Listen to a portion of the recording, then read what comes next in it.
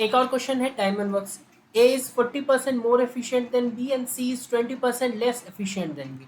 आपको पता है कि ऐसे जब सिनेरियोज होते हैं तो आप B को कुछ मान लिया करो। अब B को आप 1 भी मान सकते हो, 100 भी मान सकते हो, तो 100 यूनिट मान लेते हैं, ठीक है। B को तो A 40% ज़्यादा एफिशिएंट है तो A 140 यूनिट हो जाएगा, और C 20% कम एफिशिएंट है, 80 यूनिट हो जाएगा।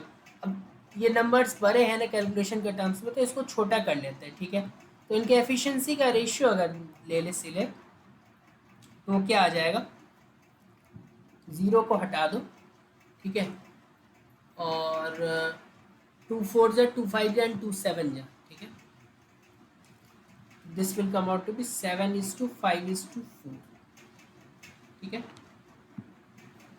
Working together they can finish a work in 5 days, ठीक है। मतलब टोटल वर्क अगर निकालना हो तो जिसका एफिशिएंसी ले रहे हैं, तीनों का एफिशिएंसी कितना हो जाएगा, 7 5 12 4 16, उसी का टाइम लो,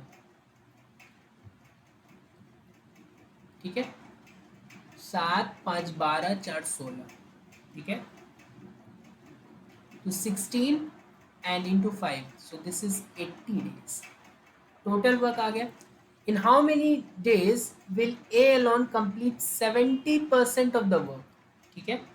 टोटल वर्क 80 है और इसका 70% हम लोग लिख लेते हैं वर्क फॉर ए। ए को कितना काम करना है, that is 70% of this work, so this is simply 56 unit work करना है। तो टाइम कितना लगेगा, दैट इज सिंपल, कितना काम करना है डिवाइडेड बाय ए का एफिशिएंसी कितना है ये लिख देंगे। तो ए का एफिशिएंसी 7 है, so this would simply give you 8 days which is your 4000।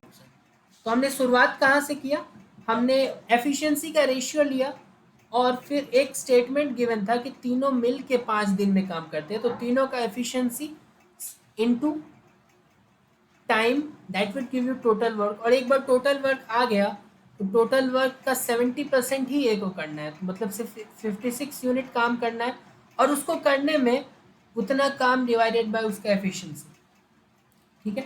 I hope समझ में आया होगा। ये क्वेश्चन कुछ खास डिफिकल्ट था नहीं, ठीक है। अप्रोच मैटर करता था कि आप किस तरीके से शुरुआत करते हैं एफिशिएंसी के रेशियो।